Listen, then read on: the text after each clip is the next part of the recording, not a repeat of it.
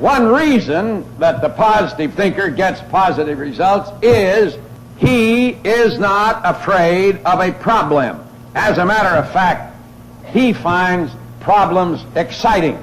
He likes to take a tough, knotty problem and rip it apart and put it together again in the right manner. He doesn't run away from problems. He doesn't complain about problems. He likes problems.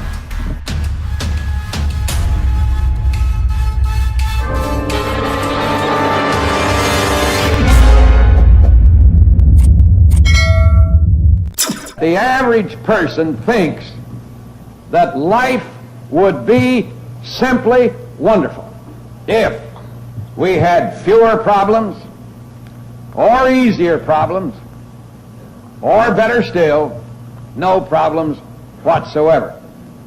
Now I should like to ask you, would you actually be better off if you had fewer problems, or easier problems, or no problems at all?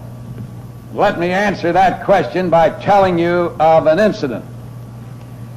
I was walking down Fifth Avenue, New York City not so long ago when I saw approaching me a friend of mine from out of town by the name of George. It was evident from George's melancholy and disconsolate demeanor that he wasn't, you might say, filled to overflowing with the ecstasy and exuberance of human existence, which is a high-class way of saying that George was dragging bottom. He was really low. Well, this excited my natural sympathy, so I asked him, "How are you, George?" Now, when you get right down to it, that was nothing but a routine inquiry, but it represented an enormous mistake on my part. For George took me seriously, and for 15 minutes he enlightened me meticulously on how badly he felt. And the more he talked, the worse I felt. So finally I said, "Well, George, what seems to be the trouble? What's bothering you? I'd like to help you if I could." This really set him off. "Oh," he says, "it's these problems." Problems. Nothing but problems. I am fed up with problems. And he got so exercised about the matter that he quite forgot who he was talking to. And he began to castigate these problems vitriolically, using in the process thereof, I am sad to relate, a great many theological terms. Though he didn't put them together in a theological manner, that's for sure. But I knew what he meant all right. For he had what the super erudite call the power to communicate. I said, "George, you'd like to get rid of these problems, would you?" He said, "And how? I would like to be rid of every problem." Well, I always like to help people in any way I can, so I meditated and ruminated and cogitated on the situation and came up with a solution which I personally thought wasn't half bad. At least it was the truth.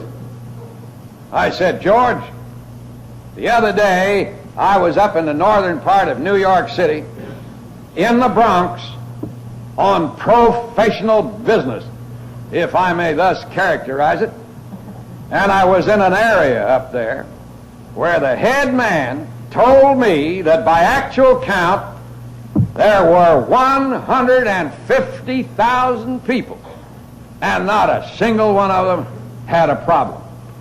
The first enthusiasm I saw in George suffused his countenance and lighted up his eyes as he said to me, "Boy, that's for me.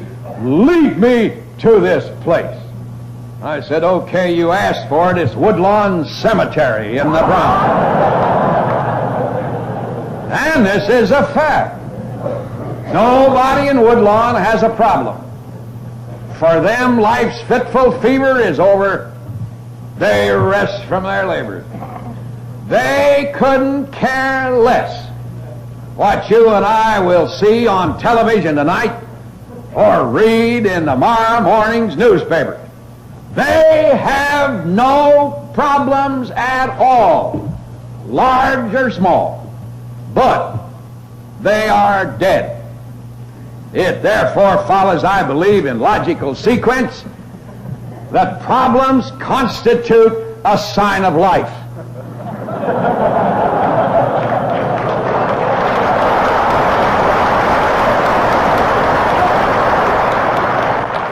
In fact, I would go so far as to say that the more problems you have, the more alive you are.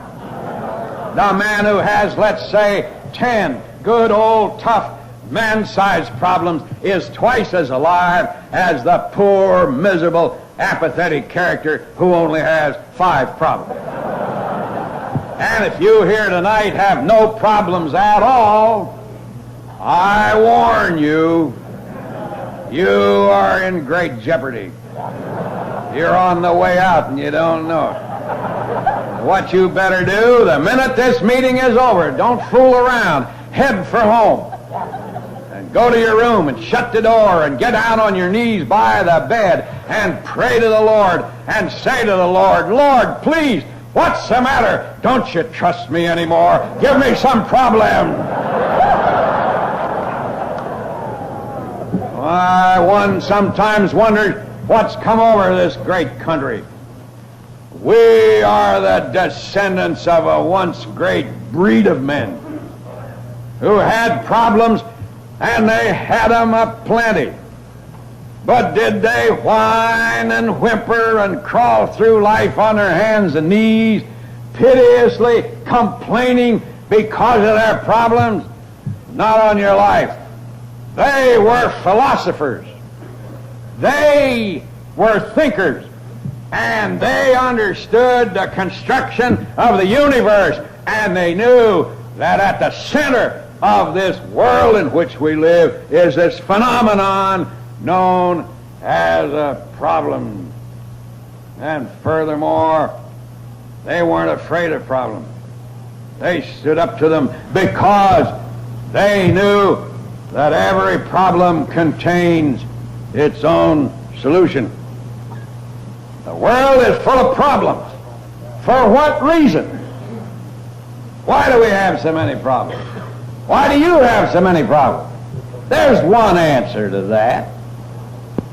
It is that you will grow strong so that you're more and more capable of handling problems. The only way you make a strong man is through resistance, struggle, pain, frustration, disappointment. This makes men. I'll go so far as to say that I don't believe any individual can really be mentally healthy who hasn't got a proper philosophy of a problem. Mental health is a very precarious thing. And you couldn't get this many people together without having somebody here for whom that's a problem. Maybe more of us than we'd care to admit. Now, if you want to know whether you're healthy mentally, tell you what you do. Take a piece of paper and write down on it your usual reactions when you have to face a tough problem. Do you ask, why me? Do you say, why isn't it the other fella? Do you say, why do I have all these troubles? Why do I have so many difficulties? Do you whine, you whimper, and you complain? If that's what appears on the sheet of paper when you give this honest self-analysis, then you might very well have the mental health checked. Down in my church in New York City, I've got 15 psychiatrists on the staff of the church. I don't want you to get any false notions as to my congregation by reason of this. You might ask, why in the world would you even have one psychiatrist on the staff? Well, the idea is we believe in dealing with people scientifically. How in the world are you going to get a man well if you don't know why he's sick? So for years, I've had these psychiatrists as consultants. Now, I don't know whether there's any psychiatrist in this meeting here tonight or not. But if there should be one here, he's not going to be hurt by anything I say. for I respect him highly as a scientist and even have affection for him as a colleague. But having made these felicitous remarks, I will admit to you in the intimacy of the little family circle here that having been closely associated with these psychiatrists for 25 long years, they sure are a queer crowd.